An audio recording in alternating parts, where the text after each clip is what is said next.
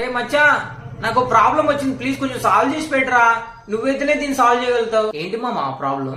నేను ఆధార్ కార్డ్ తీసుకుని వెళ్ళి ఏ గౌట్ స్కీమ్స్ కి అప్లై చేద్దామన్నా, నేను మొన్న కాలేజ్ కి అడ్మిషన్ వేయడానికి వెళ్ళినా కూడా నీది ఆధార్ కార్డ్ ఏ మొబైల్ నెంబర్ తో లింక్ అయిందని అడుగుతున్నారా. నాకేమో ఏ మొబైల్ నెంబర్ కి లింక్ అయిందో తెలియదు. సో నేను ఎందువల్ల క్యారీ చేయకపోవడం వల్ల ఆ ఓటీపీస్ దేనికి వెళ్తున్నాయో తెలియట్లేదు మావా. సో కొంచెం ప్లీజ్ రా, ఇది నువ్వైతేనే సాల్వ్ చేస్తావు, సాల్వ్ చేసి పెట్టరా. ఓ ఇదా నీ ప్రాబ్లం, డోంట్ వరీ రా. సో నేను నీ ఆధార్ కార్డ్ ఏ మొబైల్ నెంబర్ తో లింక్ అయింది ఇప్పుడు నీకు క్లియర్ గా చూపిస్తా ఆన్లైన్ లోనే ఎలా చెక్ చేసుకోవాలో.